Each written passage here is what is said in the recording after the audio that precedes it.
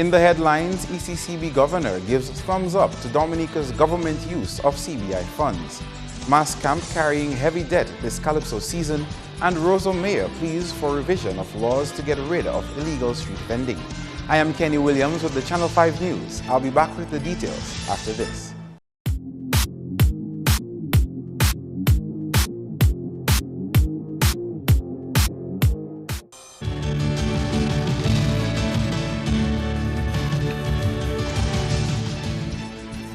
Welcome back. Topping the news, Governor of the Eastern Caribbean Central Bank, Timothy Antoine, has lent his support to Dominica's use of funds from its Citizenship by Investment program. Here is Andrea Louis with that story. During a press conference on Wednesday, Antoine revealed that the manner in which government is using the program's funds meets the approval of the ECCB. Ms. Harris, our country economist, was explaining to me that in the budget, the government is actually taking CBI to fund a number of things for ERICA recovery, which is good. That makes sense, because instead of borrowing, the government is using CBI. That makes good sense. We also say use it to fund critical infrastructure. Clearly, in Dominica, post-ERICA, there is needs for roads and bridges. We also know that the government is going to use some for geothermal development. We believe those are good uses of CBI. The ECCB governor says while government has done some work to show transparency in the use of the program's funds, more could be done to improve the accessibility of such information to the public. Here, we have the following recommendations to all of our countries. First of all, we say, be transparent by publishing all of the flows, the ins and the outs of the fund. We believe that's extremely important for people to know how much is collected, how it is spent. So we welcome the efforts of the government to establish in the budget, in the last budget, specifically how much is coming from CBI and what it is being spent on. We think that's important. And we also believe that we've suggested a template that can be used to publish this information on a regular basis. So anybody here, home or abroad, can see this information and understand what is happening with the program. Mr. Antoine is cautioning regional governments to be prudent in the use of their CBI funds, as these funds will run out someday. None of us knows how long the CBI will last. We hope it will last for a long time, but we really don't know. Right now, Dominica is doing well on it in terms of collections, but who knows the future? Many of our countries now have such a program. And so we say, be prudent by not using the money for recurrent expenditure. Don't use it to pay wages and salaries. Don't use it to pay light bill. Don't lose, because when you do that, if the funds stop, you're in trouble. So what should you use it for? To pay down domestic arrears. If you owe in local suppliers of goods and services to government, local small businesses and so on, pay them, use money to pay them. If you have foreign debt, pay them on that. The ECCB governor also applauded government's decision to establish a Vulnerability and Resilience Fund. Andrea Louis, Channel 5 News. On to Calypso News now. Management of Mass Camp Calypso Tent is going into the 2017 season being plagued by a heavy debt. While founder of Mass Camp Calypso Tent, Pat Aaron, did not wish to release the actual debt figure, he says the organization is in the red. What happened is we built this entertainment place at PSU that was 3 years ago, and I personally had gotten the assurance from the people in the US that we bought the material from, that this material could last for about 5 years. It didn't last 5 months. So, automatically, that thing cost us over $70,000, $80,000, which we had to take a loan for because we didn't have a home that year. So naturally, that put us in debt. So it is no question. Mass Camp can never have mismanagement of funds in terms of corruption, or that can never happen when I'm there. Aaron says notwithstanding the situation, the show will go on with its first staging scheduled on Friday. Recently, Aaron had posted a video on Facebook lamenting the debt of the organization. What I actually did was kind of send out SOS, technically, mixed reviews, but there were some good reviews. It brought some people towards us. For instance, Junior Del Sol, where we used to rehearse, he has moved towards us, so he met us in the middle. So at least we have been able to begin our rehearsals. We also had Addens Songs and Lights, who has agreed to work with us. You know, these people have agreed to cut down their price and meet us.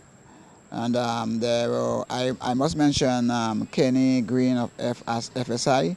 He has stepped up, he approached and, you know, asked how can he assist us. And a few Dominican diaspora people have called, and few sponsors have indicated their intention to partner with us. So yes, we're starting the season with a push start financially. In more top stories, no future permits for street vending will be issued as the Roseau City Council struggles to rid illegal vending on Roseau's sidewalks. The Roseau City Council is responsible for approving applications for street vending. Roseau Mayor Irene John says there are still restrictions on street vending in Roseau. We are not giving out any more permission. We have stopped it because it is really getting out of hand now. So no new applications for vending on the sidewalk. John says many vendors choose to do business on the sidewalks when they should be at the Roseau market. We have to get these people off the sidewalks into the market, especially those who have not been allocated by the council. At one time they eased up, but it is getting worse, because not too long ago a lady fell and broke her glasses because she was trying to get away from a vehicle and to jump to the sidewalk, and there was a vendor with her stuff, and you know, she actually fell to the ground, you know, and that was very embarrassing for us. The City Council had tried to clamp down on unauthorized street vending in 2014, partnering with the police to remove vendors along the sidewalks. The Roseau mayor thinks the only serious solution to this could be for the authorities to change the laws to give the council more muscle to address the problem. We need government to change certain parts of the law, sections of the law that would allow us to take action on these persons. Because as you rightly said, the police move them today and they're back tomorrow because they figure the council and the police are jokers. You know, even the fish vendors, they are not allowed to vend in Lago. And you notice that they're coming in one by one. News continues with this item that the work of the NGO Coalition for the Protection of Children and Youth is getting regional attention. Chairperson of the organization, Tina Alexander, says she's been encouraged by the public's interest, especially for the past year. We've seen that our coalition has now entered the regional stage. So rather than just being a Dominica thing, we see people coming from overseas asking to meet with us, to ask what is happening in Dominica in terms of the welfare of victims of gender-based violence. And that's been very exciting. One of its newest initiatives is being done in partnership with the Leve Dominique campaign. The campaign has provided a platform online for victims of sex abuse to tell their stories. And they've had hundreds of disclosures. So we can't pretend it's not a problem. It's a problem. But what's exciting is people are beginning to be able to break the silence. And that's led on to something that we want to do to help those people. Something called Pieced Together. And we're seeing people coming forward to be trained so that they can then train groups of people to find healing in their journey to recovery. And that's been brilliant. Moving to court matters, where 3 Chinese nationals who have pleaded guilty to stealing from the National Bank of Dominica will soon know their fate in that matter. The men appeared before the High Court on Tuesday, which marked the start of the January criminal session. They pleaded guilty to the theft of EC $104,705 from the National Bank of Dominica between July 5 to 9, 2016. The matter was adjourned to January 13, 2017, where the facts are expected to be read, followed by sentencing. Attorneys Wayne Norday and Bernadette Lambert are representing the men. Another matter before the criminal session is that of Edison Kurt Pemberton of Newtown, who was charged for attacking his ex-girlfriend in November 2015. Blanchard, who sustained injuries to both of her arms and on her left leg, had to be admitted to the Princess Margaret Hospital. Pemberton pleaded guilty to grievous bodily harm on Bianca Blanchard when he appeared before a High Court judge on Tuesday. He is expected to be sentenced on February 10. Recently installed High Court Judge St. Lucian Victoria Charles Clark will hear these matters. Coming up, we'll tell you what's in store for Dominica for the duration of the cruise season. That and more after the break.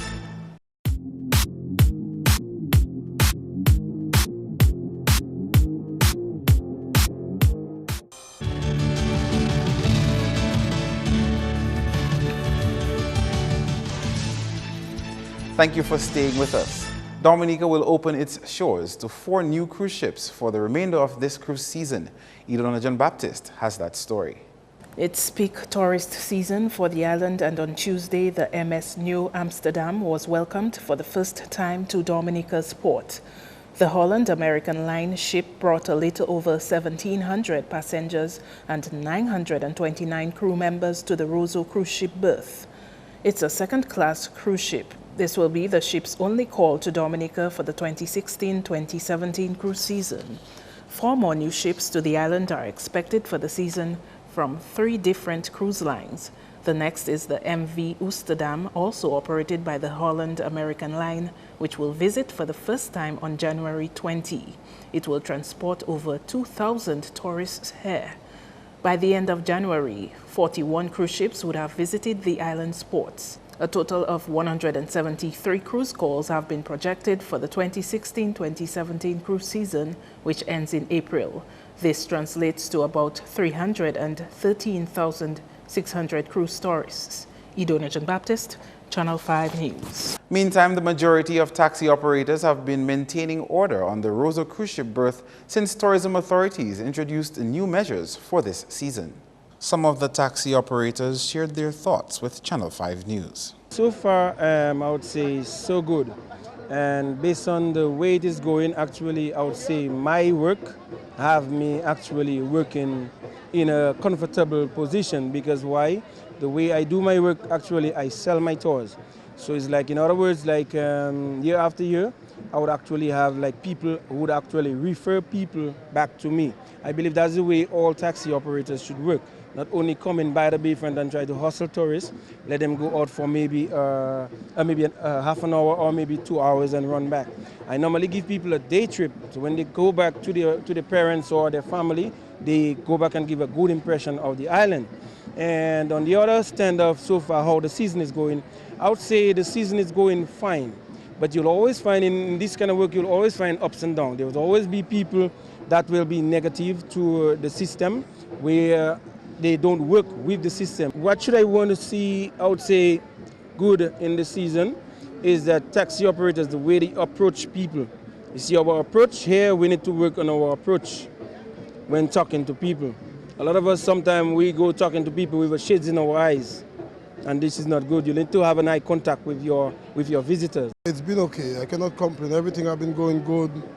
We've been getting a nice flow of tourists. A lot of time we're having 2 ships. When you have 2 ships in port, it's like everybody get a piece of the cake. Instead of 1 ship, when there's 2 ships, everybody end up going out there and being happy. And that's a good thing about it. We have a lot of days, we're having 2 ships, 2 ships, 2 ships. And that's a plus. The improvement I would like to see, if we could get a ship off-season, that would just put the icing on the cake. Basically, you have the same clients coming, clients from the same parts of the world, basically coming into Dominica at this time. January usually is a peak season, so you have higher numbers right now. Yeah, days when, of course, it's better than others, but generally it's good. We have a few challenges, especially in the Roseau Valley and also Layu. These areas we know that it can be worked on and being worked on, but we have hoped that it would have been speeded up. However, we are being patient. We know the situation cannot be done, everything cannot be done at one time, but we hope in those areas can be improved. For the past 20 years, we have had more calls than it used to be. That is one area of growth, but one area I'm particularly concerned about to see growth is an attitude towards the industry and service in general.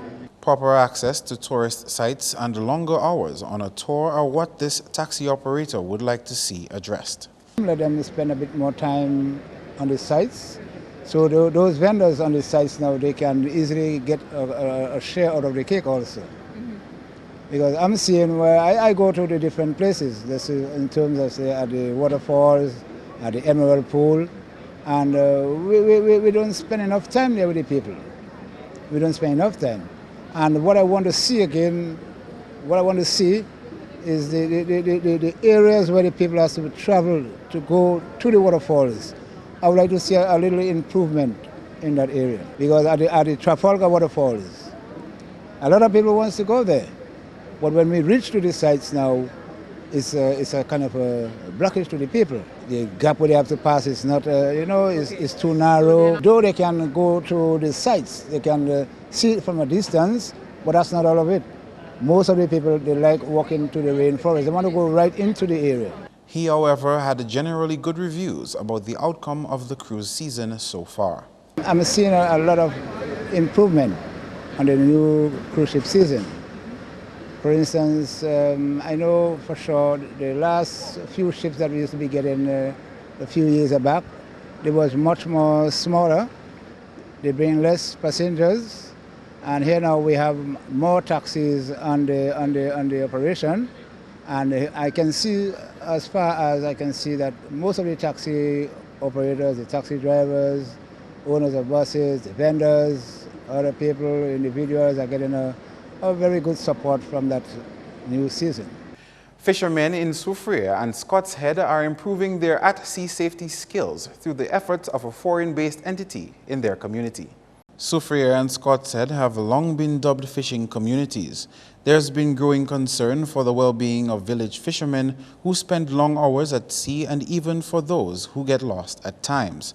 Co-founder of the freediving school based in Scott's Head said the institution has been giving a helping hand to fishermen so they are better prepared for their long stints at sea. And we've been talking to them, and they came to us and they told us that, for instance, they often go to the sea, sometimes quite far away, but they have no training about safety procedures when something happens in the sea. For instance, you got a cramp or you feel bad. So what we proposed, what we offered them, is that we can train the fishermen's folk to improve their safety at sea. The fisherfolk community is not the only group of people benefiting from the presence of the freediving school in Dominica. We have started now the pro bono trainings with the junior wardens of the Marine Reserve. We train them once a week for 3 hours. We train them for first aid and life saving, and they have a physical training in the water where they have to swim and they have to do some water rescue with us. And the fishermen, we settle another group because they have different needs, but basically it is all about first aid and life saving. Palmer says another aspect of the institution's work is making children in the community more aware of preserving the underwater environment. The idea is that we have a few children that become the reef wardens. So the project can be taken on the whole year, the whole season, and we can take several actions with the kid. We can have theory lessons about why you should not throw plastic away in the water. And consultant psychiatrist Dr. Nadia Wallace says the acute psychiatric unit continues to avoid admitting patients to the chronic ward, describing this as an inhumane form of treatment. Dr. Wallace has been assigned to the psychiatric unit of the Princess Margaret Hospital for the past 2 years, relieving some of the burden on Dr. Griffin Benjamin. Dr. Benjamin has been the only psychiatrist there for 18 years. She told an audience at the APU's recent annual concert that the quality of care of the mentally ill has improved significantly over the past 17 years. Care of the mentally ill and the madhouse, as many would say, was feared by most Dominicans, and admission to the acute psychiatric unit was dreaded and seen as the worst punishment one could suffer. I can today boast that this is of the past. Institutionalized care is something of the past. We have not admitted any patient on the chronic ward in 17 years. We reject this inhumane form of treatment which dehumanizes and destroys all sense of worth, confidence, and self-esteem. Community psychiatry is the way forward. Wallace is also encouraged by a recent cabinet decision which will strengthen the hand of the APU staff. This year, we are very excited the government in August of 2016 approved a proposal to establish a day hospital at the psychiatric unit. This move will serve our brothers and sisters in the vagrant community as it will enable them to be treated within a hospital setting during the day with the aim of rehabilitation back to society. Additionally, this will serve to strengthen the units with support staff and services as we continue our quest to improve mental health in Dominica. That's news. Stay tuned for your sports highlights.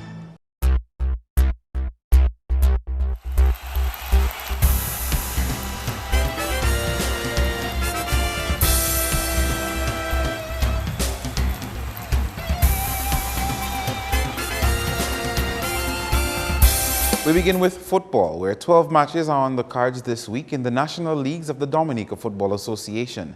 In the Division 1 League on Thursday, it will be a matchup between the Point Michel and Tarish United teams at Pore Playing Field. At Portersville Savannah, it will be a clash of Haitian Angels FC and Soca Strikers, and Dublin will play host to LA Stars. These matches begin at 6 p.m. On Friday, Newtown Juvenile Football Academy Harlem United will take on AW Soufriere Spartans at the Newtown Playing Field at 6 in the evening. The action passes over into Saturday with a Trafalgar FC versus Delton United game at 4 p.m. Sunday's match will feature a clash of the Warner and the Skerrit Northeast football clubs at 5 at Dublin. Meantime, in the DFA Flow Premier League, Waukee Rollers will take on Northern Concrete and Steel Bombers on Friday from 6 p.m. at Dublin. On Saturday, Petro Caribe Point Michel Football Club will go head-to-head with Bathurst State FC at Geneva at 3 in the afternoon. At 4, it will be an interesting clash of the Sagicor Southeast and Exodus football clubs. And on Sunday, Caribbean Cool Harlem United will come up against RIC Kensborough FC at Geneva from 3. Benjamin's Park will be the grounds for the 4 p.m. match between Central Cooperative Credit Union Dublin Football Club and Middleham United Football Club. On to cricket, where former West Indies cricket captain Jimmy Adams has taken over as director of West Indies Cricket Board. The 49-year-old has replaced Richard Pybus, who opted not to renew his contract after serving for 3 years. In October, Adams stepped down as the head coach of Kent Cricket Club, which was less than a month after the WICB sacked Phil Simmons as the West Indies coach. Prior to his return to West Indies cricket as director of the board, Adams served as manager of the West Indies Under-19 team.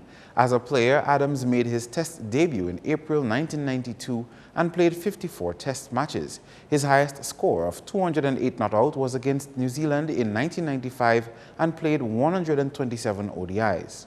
In secondary school sports, it was a good day for Dominica Grammar School when they registered impressive wins in the Sports Division Secondary Schools Netball Championships on Tuesday. In an under-20 match against Goodwill Secondary, the home team shattered the hopes of their opponents, winning the match with a 43-3 pounding. The under-16 A team had similar fortunes when they stated their dominance with scores of 34-3.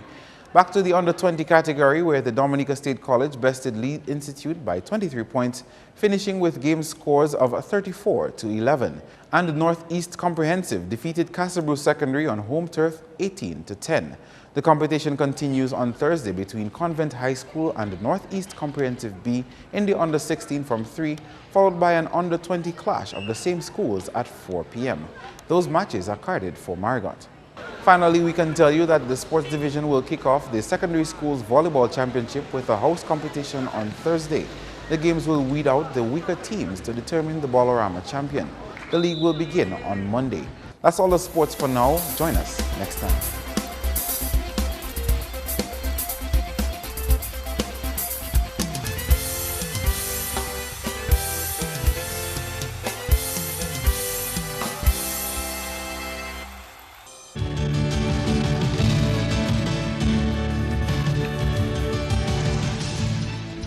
Your weather forecast is next.